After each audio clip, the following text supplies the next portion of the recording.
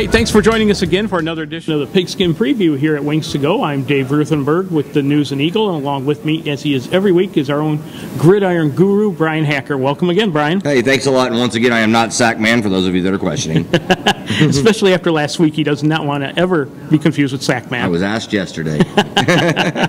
Hey, Brian, we got another great slate of games on hand, and I think what we saw last week with Enid was maybe a preview of the rest of the season in that I saw a team that when they get serious and want to score, they can't be stopped. They can score, and they can score quickly. They can come back. They can play defense as well. I mean, defense is what wins championships. And Enid in that second half showed something that they probably haven't shown all season, and that was a second half gusto, the ability to take a game over and really come back and win. That was a tremendous second half. It was. It was kind of the opposite of their first two games where they got off to the early lead. This time they found themselves in a 15-0 hole off of the opening drive, and then that really strange play was a lateral that fell to the ground, and kind of everybody stood around and didn't do anything until one player for Guthrie recognized what it was and picked it up and took it to the house. Right, and you could hear, I was listening to it on the radio actually at the time, and even the radio announcers thought it was a dead ball. Right. Said, hey, he's running for a touchdown. I was like, we haven't had a whistle yet. You know,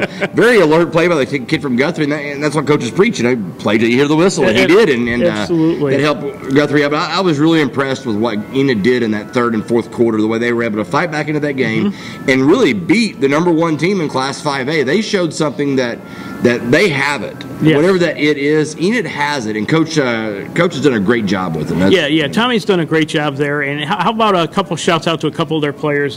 Jonathan Burton, 3 touchdowns receiving, 1 rushing. Yeah. I think he caught 3 passes in the game, and every one of them went for a touchdown. And Alex Patterson, too, had a great game. I think 4 touchdowns passing. Alex Patterson and Burton. Burton, we said at the beginning of the season, was going to be, as Enid goes, will go as Burton because he plays defense as well. But tremendous job by this young man. Great, and you know, Patterson's not making those passes without the offensive line making the blocks and the other guys, you know, creating the disturbances. So it's a great job by the team effort. Defense did a tremendous job. And as we look forward for Enid, they're going to Ponca City this week. Ponca City, who's 0-3, they've lost to Sepulveda. They got manhandled by Guthrie. They lost to Shawnee. And Enid really controls its own destiny, because if you look into district, because it's what we're getting into now, there's only one other team in districts that has won 2 games, and that's Union. Right, and they're, of course, always a tough out. But I agree, this game is going to be interesting. Now, could this be a trap game a little bit for them? You know, you're coming off a big win against the #1 team in 5A. Now you're taking on a team that, let's be honest, traditionally has not been very strong. It's not very strong. They haven't shown a lot this year. You're going on the road to their house. So you've got to go into Ponca City, and you've got to shut that crowd up from the get-go. You've got to knock it down, get that momentum. Any fired up from the pep rallies, everything that's happened that day, you've got to shut that down immediately. Take over the game and then continue what you did last week in the second half. Do that again, because it's also a sandwich game. Owasso's coming down the. That's a look-ahead kind of game. And you look at Owasso. Owasso isn't as good as it has been in the past, my alma mater, but you still don't want to look ahead to Owasso, because Owasso, even though not being good, you still want to come in and knock them in the mouth. Yeah, and any school that graduated Brian Hacker is a dangerous school. Very dangerous, I can assure you. Anyway, I look for good things from Enid this week. This should be a win, and keep them rolling in district play. It really should. And I would just, the kids get on the road, get down there, and just really focus on not a letdown. No letdown game. No letdown.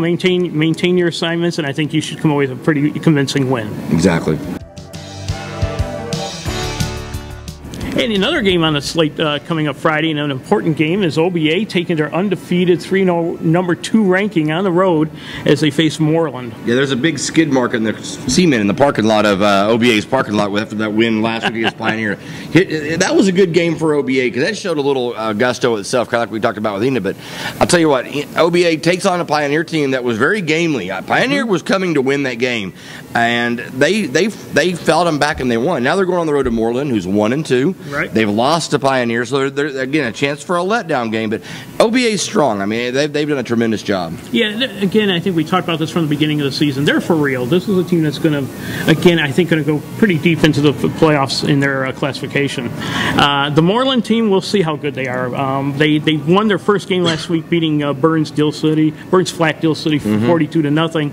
But also interesting, there's a common opponent here. Moreland lost to Pioneer 28-21. 2021. I think it was an overtime game. They fought. Pioneer fought them just like they did OBA. Pioneer was victorious. Pioneer's one play away from being 2 wins on the season. So OBA has an opponent here that is similar to Pioneer. Going to be a lot of, we talked about that last week, was a lot of similar type game in Moreland and Pioneer. So OBA should have a lot of expectations right there, a lot of knowledge of what they need to perform and do, and just go out and execute a little bit better, because there was a lot of turnovers. It was a really sloppy game from OBA.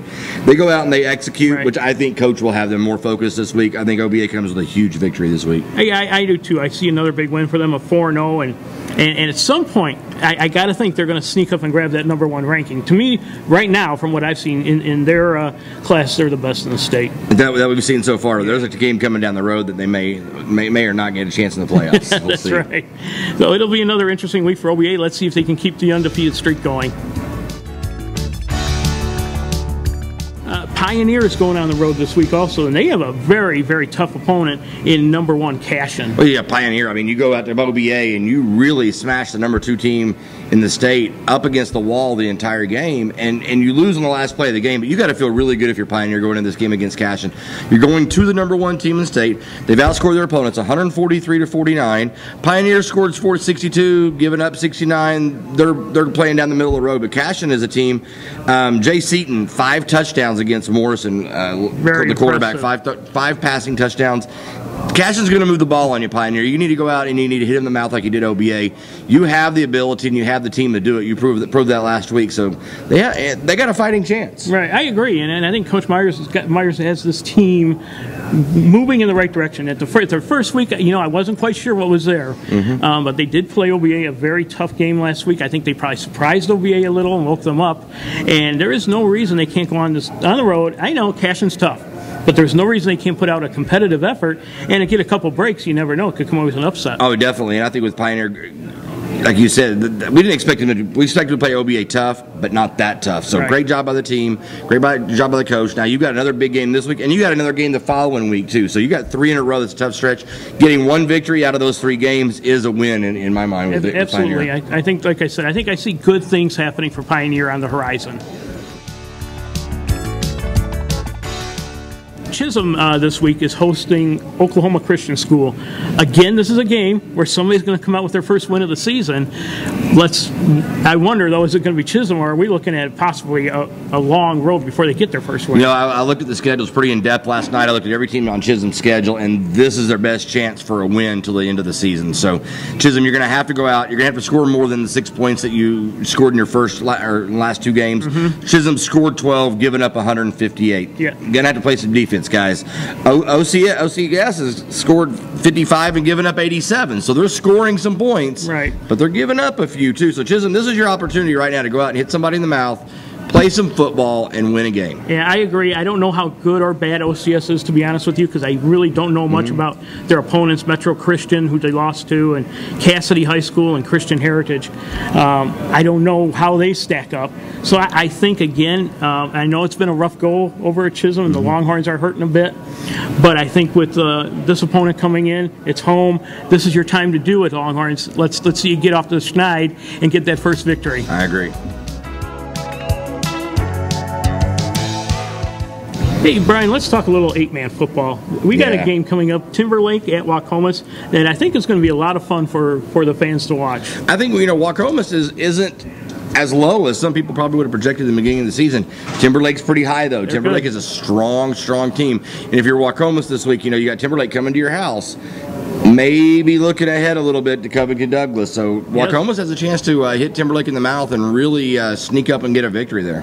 Yeah, the road in the beginning of the season has not been easy for Waukomis. I think they played DCLA last week, and they got hammered pretty good, but that's a darn good team out in DCLA. They have, yeah. And Waukomis, you're playing a good team. I mean, for Timberlake, you've got Stetson Buller, 7 TDs against Sharon Mutual. That's scary. That's scary, yeah. And he's only a sophomore, so he's got another couple of years of eligibility. That's 8-man, 11-man, 7 touchdowns in one game. That's one impressive feat, and that's something I know the Chiefs are going to have to watch out for. Right, and Timberlake's good. I got to give it to them. I've watched them play the last couple of years, and they have got an excellent team. That is a college mentality for the small town of Helena to have put together a mentality, and the size and what they do in football is just amazing. and they're a good team. Yeah, and Helena really comes out and supports that team. I covered one of their scrimmages this year, and easily half the town was there enjoying the barbecue and the football, and we were talking just a scrimmage. So yeah, it's going to be a good game. They're going to bring the crowd to Waukomis. Waukomis, this is your chance right here to get steal one.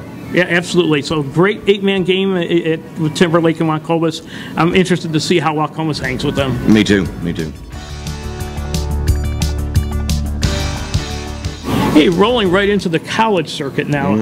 Oklahoma Sooners barely got by Air Force. You know, it seems this team is either really good or you might catch them napping, and I think they're going to have to be on guard traveling to Cincinnati. Well, I think traveling to Cincinnati, it's not the Cincinnati of old. Their coach is now at Notre Dame, the coach that brought them to where they were. I watched Cincinnati play a couple of games. They're not the Cincinnati they were last year. I think Cincinnati is going to come out. They're not going to be as strong passing, as strong running as OU has seen already. Air Force, I mean, a lot of people are on OU's defense about Air Force, but I'll tell you what, Air Force triple option, if you really studied that game, that's a tough thing to stop. It is. And it was a closer game than a lot of people expected, but a lot of I could see how it happened. I mean, Air Force will sneak up on you real quick. OU going to Cincinnati, they're going to be a 14-point favorite. It's a 5 o'clock game on a Saturday on the road. Wings to Go does have the game. I really do think that OU is going to go up there, and just like they did with Florida State, they are going to lay the hammer down on Cincinnati. You think it's going to? Yeah, it's going to be interesting. I know the Cincinnati coach pretty well, Butch Jones, when he was coaching at Central Michigan, and I covered Central Michigan. I can guarantee you the kids are getting an earful this week. He is an intense guy, and he doesn't really settle for bad mistakes, and that's what Cincinnati's been victim of so far, I think. Well, Cincinnati's had a few extra days to play, too, because they played on a Thursday night against North Carolina State and just did not look good at all. They looked terrible in that game. Yeah. And they've had a few extra days to prepare for OU, but I just don't know. Stoops is pretty good at motivating his boys after a loss too. We saw what happened to Florida State. I think OU is going to hang 40 to 50 points on them and keep Cincinnati in the low teens, if high teens. Big game for what do you think? DeMarco Murray probably has a big game, and maybe Landry Jones. I hope Landry Jones does. He's roller coastering it right now. So let's hope he gets off the schneid, as you say, and gets the game going again. It'll be an interesting contest. Now, the other school that we follow very closely, the Cowboys, they've got the week off, and they just destroyed Tulsa. Whedon, 6 touchdown passes, was named Big 12 Offensive Player of the Week, and now they're going to get a chance to relax, and they even made it now into the top 25 in one of the polls. Yeah, top 25 in one of the polls. First 10 possessions, 10 scores, whether it be field goal or touchdown last week. And, you know, playing against Tulsa, you expect that because they're not going to stop you. They do not have What I was more impressed was OSU stopped Tulsa. Yeah, Tulsa got 28 points, but 21 of those were against the third-string defense in the fourth quarter after 90% of the stands had left. And I didn't even turn off the radio and went, well, they scored 28 points. What happened? And that's what happens in those kind of games when you got the big lead. You are emptying the bench. And so Tulsa at least gets to put a few points on the board. I was really impressed with what OSU did against Tulsa. Impressive defensive performance is what I look at. The offense you knew was going to happen. Defense is what really, really surprised me. Yeah, it was an all-around good outing. Not much to complain about in that game for Oklahoma State. Now, Tulsa gets a chance, I think, to maybe catch their breath a little, too. They bring in Central Arkansas in a game that they really ought to win. Ought to win, ought to score handily, and probably I would be surprised if they don't have a few defensive shutdowns. But Tulsa's issues this year is going to be defense. I mean, it's just they're going to score. They're going to score their points in most of their games against their level of competition in their conference. But they were going up and play against some big boys that I was surprised that OSU did what they did. But I think Tulsa's going to hang 60 or 70 this week, probably give up 30. Yeah, I think that's probably a good guess as to what happens. I think Tulsa, you know, we probably should have seen this coming. They gave up 51 points to East Carolina. So now you're playing Oklahoma State, and it was going to get even worse. And they didn't really do anything that surprised us other than the fact that it would have been nice to have a little more of a competitive game. Right. I think it's going to be a win for Tulsa. They need a motivational factor right here. I think we got an entertaining slate of games right from Friday through Sunday, even some NFL games. And want to thank everybody again for joining us on our preview show at Wings to Go. Thanks, guys, and we will be having the game on the radio Friday nights at the Zappoca City. All road games, you can dine and listen to the Enid High game.